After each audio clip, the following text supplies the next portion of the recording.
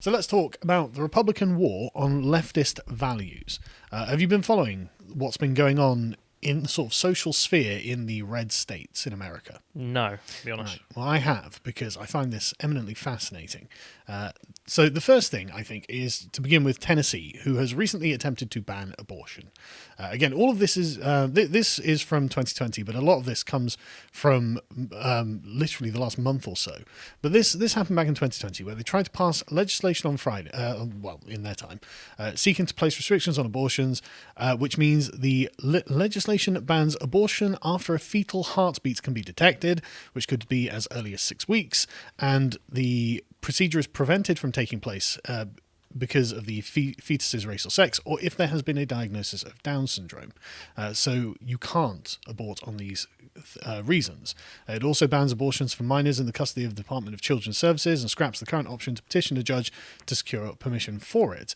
It also mandates that the physician performing the abortion has to inform the mother of the gestational age of the fetus and conduct an ultrasound before the procedure, and includes an exception if a woman's life is in danger, but does not provide an exception for cases of rape or incest. So that's pretty stringent. The only real exception here is if the woman's life is in danger. So even for rape, they're saying. Even for rape, right? So this is a pretty heavy-handed abortion bill, and it passed 23-5 in their state senate. I haven't followed up on this one, but this is just the beginning of it, because Arkansas is doing the same. See, Americans, notice how I'm not calling it Arkansas now. Literally 2 days ago, this was published on Star Tribune. Arkansas lawmakers approved legislation banning nearly all abortions, which is basically the same bill as far as I can tell. Bans all abortions except those to save the life of the mother in a medical emergency, and this passed 75-18.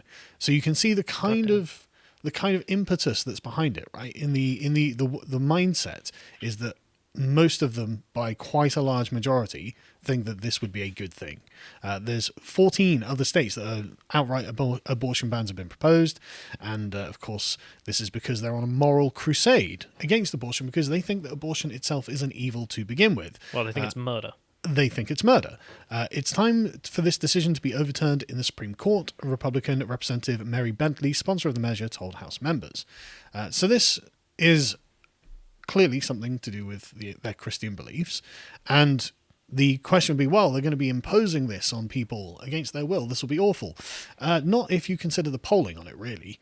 A recent poll indicated from October 2020 revealed that 60% of likely voters believe that abortion ought to be legal only in certain circumstances, for example, like life of the mother is endangered, whereas nearly a quarter of them just thought it should be illegal in all circumstances, which means only around 16% of Arkansas likely voters that were polled believe that it should be legal for the mother's choice, right? Okay, but that's not the argument when you said it's going to be forced on people. The people it's going to be forced on from that side would be, let's say a mother has a child who has Down syndrome, they don't want to have a child who has Down syndrome, therefore they want the abortion. Yeah. That's where the argument of force is. Yeah. No. I'm not saying that there will be no people who don't feel this is forced on them. But what I'm saying is there are going to be 84% of people who basically agree with it. Which is a huge amount. That's massive, right? And so it's... Yeah. So saying, well, these people don't know what they're doing or they're being unfair, it's like, no, they almost all kind of agree with this. Yeah, I mean, it's sort of like when you see in Portland, the mayor courting Antifa, well, they vote for it. Yeah. So... Exactly. The moral system is the same, from the legislators to the majority of the people, the vast majority of the people. I don't really have much of an opinion on abortion, so I'm probably not going to give too much, but I do know an interesting statistic about Down syndrome cases. Mm-hmm. In Iceland, they do allow you to abort if you know the kid has Down syndrome. 100% of all women who find out that the kid has Down syndrome go for abortion. That's very interesting. Yeah. I didn't know that. But anyway, so in the case of Arkansas, a judge has blocked the bill because this has been... And it was expected that they would, because this is an unconstitutional thing. I imagine the same thing had happened in Tennessee, although I didn't check, or I couldn't find it even. I couldn't even find polling on Tennessee views on abortion, but I'm going to guess that it's fairly conservative. But anyway, yeah, so this was ruled as unconstitutional because essentially they were making the claim that the doctors would be forced to say something untruthful. I don't really know the details of it, but the point is a judge has stepped in and prevented this from happening. And then this is very, very, very much the conservative worldview on the march, remaking the world in the conservative view of what a good world will look like. And a good world in the conservative view includes as little abortion as possible. It's not really the radical left-wing view, which requires abortion on demand up until the point of birth. That seems to be their moral standard. Well, why not post-birth? Well, that's been proposed by left-wing academics, incidentally, because they'll try and extend and stretch or contract the definition of what we consider to be a person to be, and it's suddenly this categorization of person. But it's like, I don't actually agree with that. Like, if you can get yourself to the point that a day before is fine, why not the day after? Exactly, and I don't agree that person should be the standard. Like, even if I don't consider someone to be a person, they're still a human with a human life, and I don't have a right to take that away from them. So I actually find myself kind of. No, I don't. I think this is way too extreme, obviously, but like I don't agree at all with the radical left-wing perspective. And if it's one or the other, then I would choose prudence over post-birth abortions. I guess I'm a conservative that way. So anyway, this also bleeds into the issue of trans people, because obviously these are social politics based around gender and sex. We've got a great article by Josh that I asked him to write up the other day about trans women and how they are succeeding in sports, because they are. And there are some quite brutal examples, like what was the Fallon Fox? Yeah, breaking a woman's skull and stuff like this in MMA. But that's just an extreme example. But the more regular examples are like USA powerlifting banning transgender weightlifters because they have an unfair competitive advantage from having been men, and men having physically bigger bodies and stronger bodies. And you've got a good example of this is Laurel Hubbard in 2020 in the Rome golden weightlifting, won the gold medal for the 87 plus kilogram category. So I can understand where the concern is coming from, because it really looks like eventually the mediocre male athletes, a lot of them will end up transitioning and winning in the women's sports. And the thing is, the bar for entry then will be set so high, the women will essentially never be able to actually win in their own sporting competitions. And I think that is something that will eventually become true. So Alabama has, again, leading into the conservative mindset, Tennessee is proposing a ban on transgender school sports because of this precise thing. And there was another example in the previous one where it was in 2019 the lawsuit began, but two male students had transitioned to becoming female, and then they were setting records in the women's track racing and stuff like this. And so some of the girls and their parents are suing the school because, well, we can't win. And so Tennessee is going in this direction already. Senators voted to ban trans youth from participating in middle and high school sports corresponding to their gender, which from Pink News means not corresponding to their gender. The Tennessee Senate voted 27-6. Again, look at the level of people who are the scale of the swing there, and so this would apply to everyone. It's at the time of writing. Again, this is fairly recent, so at the time of writing, it hasn't gone through the House yet. But it's something that, I mean, how do you argue against that? Their argument is the bill. One of the Republican governors, Bill Lee, said that transgenders participating in women's sports will destroy women's sports, and it seems likely to proceed with little pushback. That's only because the facts seem to support it. What are you going to do? But of course, the left have been like, oh, they're peddling the myth that trans athletes have an unfair advantage in sports. Well, I think the Olympic Committee had a lot to say about that as well. So it's like all of these official sporting bodies are like, yeah, that is, and you got people like Joe Rogan who's like, yeah, they definitely do. And then you have the activists. Video evidence. We have, and we're not just video evidence, we have the records that they're setting.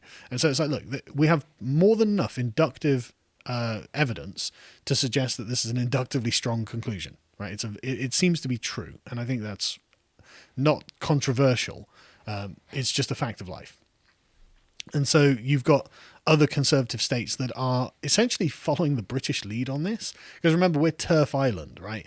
According to not ContraPoints, Philosophy Tube, we're Turf Island, and so we're the home of the turfs because we're empiricists, which makes us essentially gender essentialists because we think, well, look at you. You've got physical strength of a man. You're not a biological woman, right? So anyway, Alabama has gone in the same direction as we have. They've voted to make hormone therapy and surgery for trans youth a felony. Under a new law, they could not be treated with puberty blockers, hormone therapy, or surgery. And the vote in this was 23-4 in favour. The Vulnerable Child Compassion and Protection Act, this is called. And so, yeah, medical professionals would be committing a felony for treating transgender minors under the age of 19 with gender-affirming care, as it's described. They could face 10 years in prison or a $15,000 fine. And, yeah, so they also have to disclose to their parents that a minor has a perception that his gender is inconsistent with her sex, or his or her sex. And their reason is that children are not mature enough to make these decisions on surgeries and drugs. The whole point is to protect kids. It seems like the medical worldview. It seems like the medical worldview, yeah. So yes, so the next one is that this from the activists is being interpreted as a kind of in a defensive way.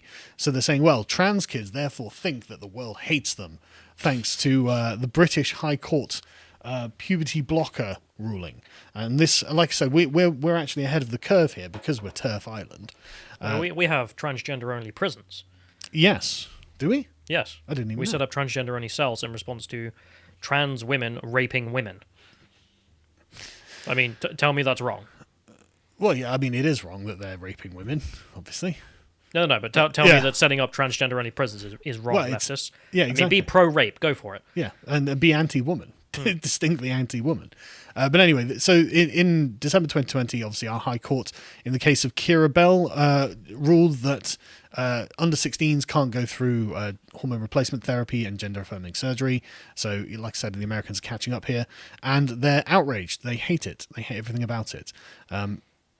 The academic... is it an academic? Yeah, it is an academic, right. Speaking at an academic conference on the medical and legal consequences, Dr. Jay Stewart and CEO and co-founder of trans charity Gendered Intelligence said the decision is already having an impact on the mental well-being of trans youth. Young trans people who work with Gendered Intelligence have spoken of feeling a lack of control over their lives as a result of the judgment.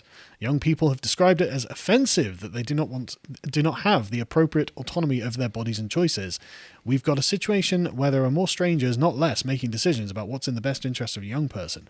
And there's a fear that the wishes and needs of the young person are not being put front and centre. I'm honestly not against that. I don't think that kids have very much control over their own bodies, and I don't think they should have that much autonomy. I think that they should actually have a fairly strict set of rules. And I've come to this conclusion after being a dad for many years now. Why do we not let them drive? Why do they not have the right to vote? So on and so forth. Why do they not have the right to just eat cake all day? Because it's bad for them. That's why. And I know better because I'm their parent. But if we're literally going to take the view that a person who's a child in any given country is so intelligent and has such autonomy that they can decide that they're the wrong sex, well, then what's stopping them from having the right to vote? What's stopping them from being able to drive? Yeah, if they can be responsible enough for that, why everything else that requires responsibility you happy to keep away from them? It's such a huge life-changing decision, and we know this because there is actually quite an awful lot of trans regret out there.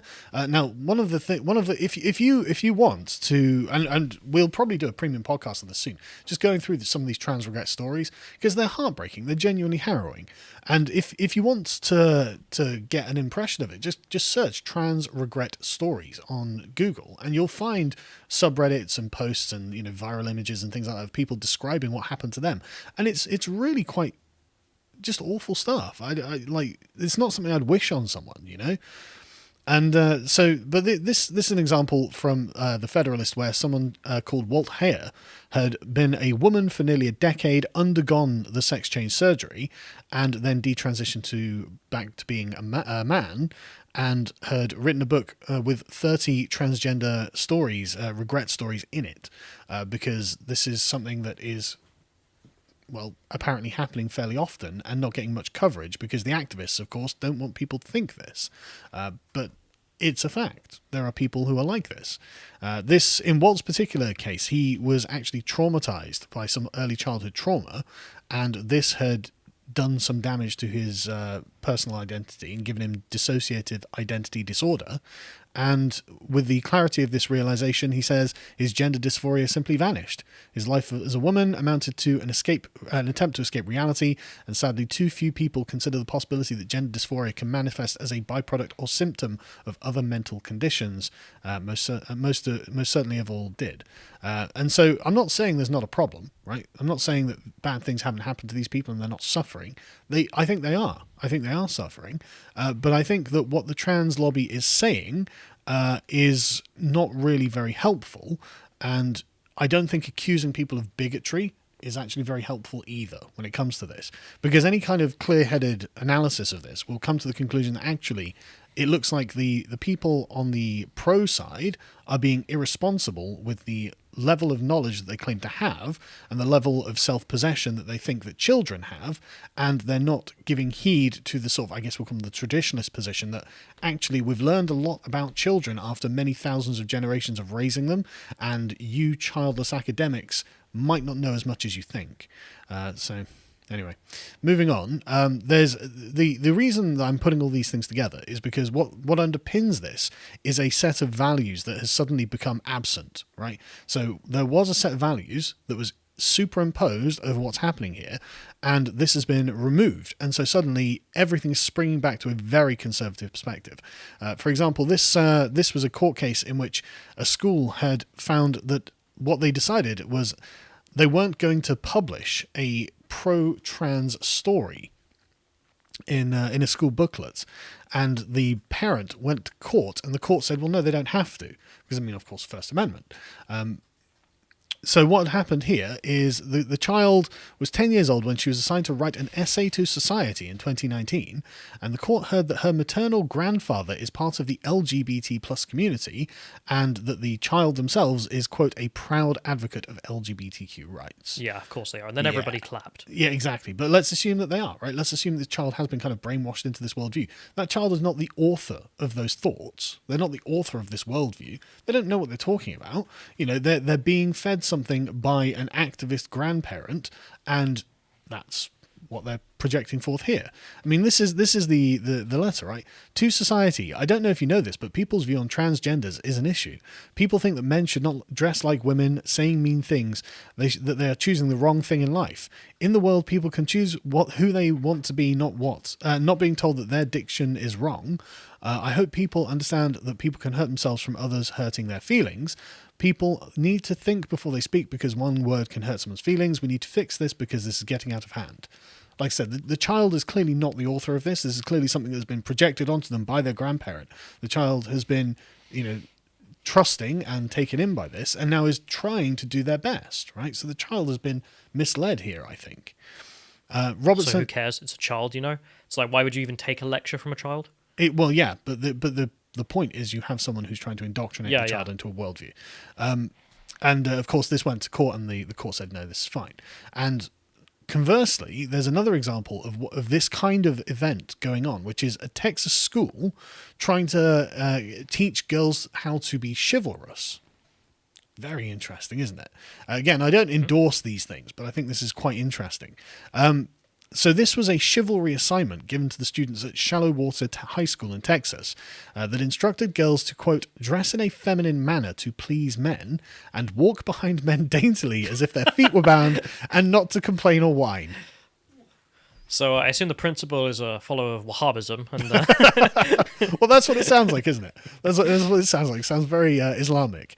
The assignment asked girls to demonstrate to the school how the code of chivalry and standards set in the medieval concept of courtly love carries over to the modern day.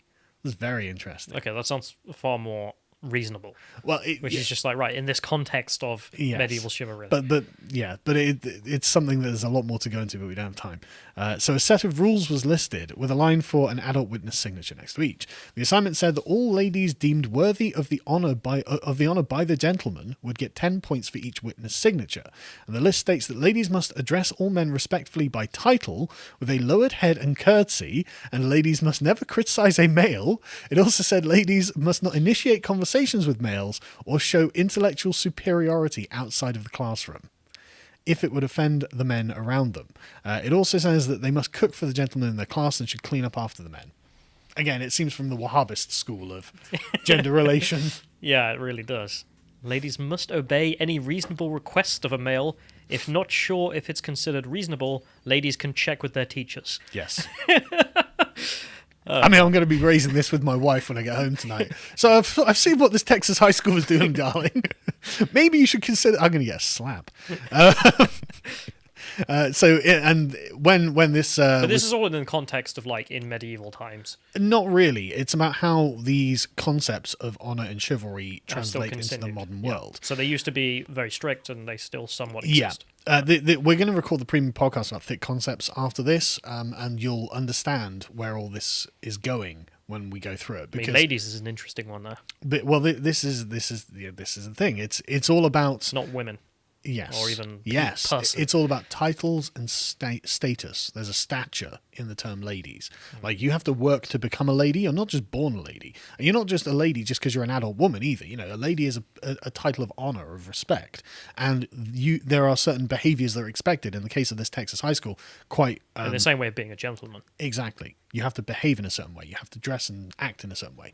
And this is all important stuff, but we'll talk about that in the premium podcast that people can watch when they sign up to Lotus.com. Anyway, so this, I think, I wrote a piece on how the left broke the moral compact on abortion a couple of weeks ago, because I've been following this on a sort of philosophical level for a while now, and I find this to be really important, because I think what has happened is the intersectional worldview, the radical left worldview, has completely overtaken left-wing politics at this point. And what this is and what this means is that effectively the agreement that the left and the right had on abortion that was set by, I think it was Bill Clinton in 1992, which would be the safe, legal and rare abortion, has been broken by the left, because in 2016, in her run towards the presidency, Hillary Clinton dropped the rare bit from the line. She liked the idea of it being safe and legal, but now it doesn't have to be rare. And as I explore in this piece, that's actually important, because what she's saying there is that women don't have to be virtuous. Because when you say rare, that requires a specific amount of conduct on the women themselves. As in, you're going to have to patrol your own sexuality, make sure you don't get pregnant. You need to thought patrol yourself. You do. That's exactly it, right? Try not to need an abortion. You know, make virtuous choices. So you're not in a position where you need an abortion. But if that does happen and you have an accident or you're raped or something terrible happens, then that option is there, right? And so that's a fairly fair compromise. You know, that's the left getting most of what it wants to make sure that women aren't suffering because they can't get access to abortions if they really need them. But also the Republicans, the right, are getting a lot of what they want. Say, look, we don't want very much of this happening. Yeah, it's understanding the moral point there, which... The compromise. I mean, any government that wanted to be popular, I mean, that would be the policy. It's a great policy, and I still stand by it to this day. I think it's exactly the way we should do it. But that requires a certain amount of tolerance and acceptance of the ills of the world and the reality of the world. You know, the fact that sometimes bad things happen to good people, and they have to do something that is morally dubious in the most perfect view in order to be able to cope. Right, and that's just a part of life. That's everyone does this. But the left also has to accept that actually women have some standards that are placed on them by wider society, because women are powerful and influential, and their actions have an effect. You know, they have a long-term effect. And so the left abandoning this is what I mean about the sort of lifting of one side of the moral argument. This means that the Republicans are now just like, well, okay, well, if we don't have to worry about compromising with you because you're refusing to compromise with us by going like, we want abortion up to the point of, you know, whatever, birth, then screw it. We'll just make sure that the boys are as masculine as possible, the girls are as feminine as possible. You don't have transgender anything because you're a bunch of lunatics, and we don't care. And it's like, well, this was a predictable response when you abandoned their moral concerns about the amount of abortions conducted or the behavior of women in society. These things matter, and it's no surprise at all to me that the Republicans are just defaulting back to what they consider to be moral legislation, right? Because they've decided, I think, at this point that the left are not authors of moral legislation. They can't be reasoned with. They can't be dealt with in this way. So screw them. We've got the numbers in these state senates. There go your abortions. If you enjoyed this segment from the podcast of the Lotus Eaters, you can watch the full broadcast live every weekday at 1 p.m. UK time on lotuseaters.com.